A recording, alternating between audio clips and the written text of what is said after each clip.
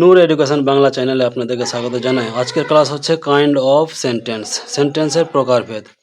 Sentence কয় প্রকার ও কি কি, প্রত্যেক প্রকারের সংজ্ঞা সহ উদাহরণ দাও। অ্যান্সার: সেন্টেন্সকে 5 ভাগে ভাগ করা যায়। 1 নম্বর হচ্ছে অ্যাসার্টিভ সেন্টেন্স, বর্ণনামূলক বাক্য। ইম্পারেটিভ সেন্টেন্স, আদেশ উপদেশ অনুরোধমূলক বাক্য। ইন্টারোগেটিভ সেন্টেন্স, প্রশ্নমূলক বাক্য। অপটেটিভ সেন্টেন্স, আশীর্বাদমূলক বাক্য। 5 নম্বর হচ্ছে এক্সক্লেমেটরি সেন্টেন্স, আশ্চর্যবোধক বাক্য। 1 নম্বর অ্যাসার্টিভ সেন্টেন্স কাকে বলে? যে সকল বাক্যে কোনো ঘটনা সাধারণভাবে প্রকাশ করা হয় সেই বাক্যগুলিকে অ্যাসার্টিভ সেন্টেন্স বলে। যে সকল বাক্যে, যে সকল লাইনে, ইংরেজি লাইনে কোনো ঘটনা সাধারণভাবে প্রকাশ করা হয় সেই বাক্যগুলিকে অ্যাসার্টিভ সেন্টেন্স বলে। ইংরেজি সেন্টেন্স এর বেশিরভাগ অংশই হলো অ্যাসার্টিভ সেন্টেন্স। পেপার, পত্রিকা, বইপত্র সবই এই অ্যাসার্টিভ সেন্টেন্সে লেখা হয়ে থাকে। তাহলে অ্যাসার্টিভ সেন্টেন্স যে সকল বাক্যকে কোনো ঘটনা সাধারণভাবে প্রকাশ করা হয় সেই বাক্যগুলিকে অ্যাসার্টিভ সেন্টেন্স বলে। ইংরেজি সেন্টেন্সে এই অ্যাসার্টিভ সেন্টেন্স বেশিরভাগ ব্যবহার করা হয়। পেপার, পত্রিকা, বইপত্র সবই এই অ্যাসার্টিভ সেন্টেন্সে লেখা হয়ে থাকে। অ্যাসার্টিভ সেন্টেন্স এর গঠন: সাবজেক্ট থাকবে প্রথমে, তারপরে ভার্ব থাকবে, তারপরে অবজেক্ট থাকবে। Subject, verb, object. অ্যাসার্টিভ সেন্টেন্সের উদাহরণ: উই রিড ইংলিশ। উই হচ্ছে এখানে সাবজেক্ট, রিড হচ্ছে ভার্ব, ইংলিশটা হচ্ছে অবজেক্ট। আমরা ইংরেজি পড়ি। 2 নম্বর I have a pen. I হচ্ছে সাবজেক্ট, হ্যাভ হচ্ছে ভার্ব, এ পেন হচ্ছে অবজেক্ট। আমার একটি কলম আছে। আমার একটি কলম আছে। 3 নম্বর this question is easy. This question হচ্ছে সাবজেক্ট, ইজ হচ্ছে ভার্ব, ইজি হচ্ছে অবজেক্ট। 2 নম্বর হচ্ছে ইম্পারেটিভ সেন্টেন্স। ইম্পারেটিভ সেন্টেন্স যে সকল বাক্যে আদেশ, উপদেশ ও অনুরোধ প্রকাশ করে তাকে ইম্পারেটিভ সেন্টেন্স বলে। আদেশ, কাউকে কোনো কিছু আদেশ করা। উপদেশ দেওয়া, ভালো কাজের জন্য কোনো উপদেশ দেওয়া। অনুরোধ করা, প্রকাশ যদি করে তাহলে তাকে ইম্পারেটিভ সেন্টেন্স বলে। উদাহরণ: bring me a cup of tea. আমার জন্য 1 কাপ চা আনো। আদেশ করা হচ্ছে এখানে এই বাক্য দ্বারা। Always respect your elder. উপদেশ বোঝাচ্ছে সবসময় বড়দের সম্মান করা উচিত। 3 নম্বর বাক্য প্লিজ গিভ মি এ বুক। অনুরোধ করা। 3 নম্বর হচ্ছে ইন্টারোগেটিভ সেন্টেন্স।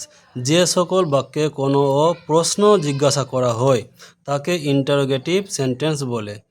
যে সকল বাক্যতে, ইংরেজি বাক্যতে কোনো প্রশ্ন জিজ্ঞাসা করা হয় তাকে ইন্টারোগেটিভ সেন্টেন্স বলে। ইন্টারোগেটিভ সেন্টেন্সের গঠন। ইন্টারোগেটিভ সেন্টেন্স এর গঠন: এ অক্সিলারি ভার্ব, প্রথমে থাকবে অক্সিলারি ভার্ব, তারপরে সাবজেক্ট, তারপরে প্রিন্সিপাল ভার্ব, তারপরে অবজেক্ট থাকবে, তারপরে শেষে জিজ্ঞাসা চিহ্ন থাকবে। ইন্টারোগেটিভ সেন্টেন্সের গঠন: অক্সিলারি ভার্ব ডু, আর, এগুলো হচ্ছে অক্সিলারি ভার্ব। সাবজেক্ট হলো you, you. Principal verb know, এখানে গোয়িং। আর অবজেক্ট হচ্ছে এখানে ইংলিশ। এই 2 নম্বর বাক্যটাতে অবজেক্ট নেই। ইন্টারোগেটিভ সেন্টেন্সের গঠন 2 রকম হচ্ছে, এ একটা বি। তো WH ওয়ার্ড দিয়ে শুরু হলেও ইন্টারোগেটিভ সেন্টেন্স হয়। WH word plus auxiliary verb plus subject plus principal verb plus object plus জিজ্ঞাসা চিহ্ন। উদাহরণ: 1 নম্বর হোম ডু ইউ ওয়ান্ট। তুমি কাকে চাও। এখানে WH ওয়ার্ড আছে, তারপরে অক্সিলারি ভার্ব আছে, সাবজেক্ট আছে ইউ, ওয়ান্ট হচ্ছে এখানে কে, প্রিন্সিপাল ভার্ব। 2 নম্বরে হোয়াট ইজ ইয়োর নেম। তোমার নাম কি। উদাহরণ: হুজ বুক ইজ দিস। এটা কার বই। 4 নম্বর হচ্ছে অপটেটিভ সেন্টেন্স। যে সকল সেন্টেন্স এ ইচ্ছা, আশীর্বাদ, আশা প্রকাশ করা হয় তাকে অপটেটিভ সেন্টেন্স বলে। যে সকল সেন্টেন্সে ইচ্ছা, মনের ইচ্ছা প্রকাশ করবে, আশীর্বাদ বুঝাবে, আশা প্রকাশ করবে তাকে আমরা অপটেটিভ সেন্টেন্স বলবো। যেমন মে ইউ লিভ লং, তুমি দীর্ঘজীবী হও, ইচ্ছা প্রকাশ করা হচ্ছে মনে। 5 নম্বর হচ্ছে এক্সক্লেমেটরি সেন্টেন্স। যে সকল সেন্টেন্সে দুঃখ, ভয়, আনন্দ প্রভৃতি মনের কোনো আবেগ প্রকাশ পায় তাকে এক্সক্লেমেটরি সেন্টেন্স বলে। তাহলে এক্সক্লেমেটরি সেন্টেন্স বলতে কি বুঝবো? যে সকল বাক্যে দুঃখ, ভয়, আনন্দ প্রভৃতি মনের কোনো আবেগ, মনের আবেগগুলো কি কি হলো? দুঃখ হতে পারে মনে কখন, তারপর ভয়, তারপর আনন্দ, এগুলো জিনিস যদি যেগুলো বাক্য দিয়ে প্রকাশ করা হয় তাকে এক্সক্লেমেটরি সেন্টেন্স বলে। যেমন 1 নম্বর উদাহরণ হচ্ছে hurrah our team has won, কি মজা আমাদের টিম জিতেছে। এটাতে কি বোঝাচ্ছে? আনন্দ প্রকাশ করছে এই বাক্যটাতে।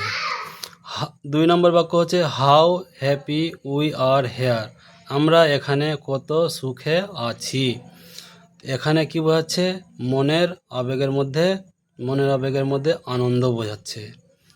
গুড বাই বিদায় জানানো বোঝাচ্ছে, বিদায় বোঝালেও এক্সক্লেমেটরি সেন্টেন্স হবে। অ্যালাস 4 নম্বর উদাহরণ হচ্ছে alas my friend is no more, হাই আমার বন্ধু মারা গিয়েছে। এখানে মনের দুঃখ প্রকাশ করা হচ্ছে। ভিডিওটা যদি একটু আপনাদের হেল্পফুল লাগে তাহলে লাইক, শেয়ার অ্যান্ড সাবস্ক্রাইব করবেন প্লিজ।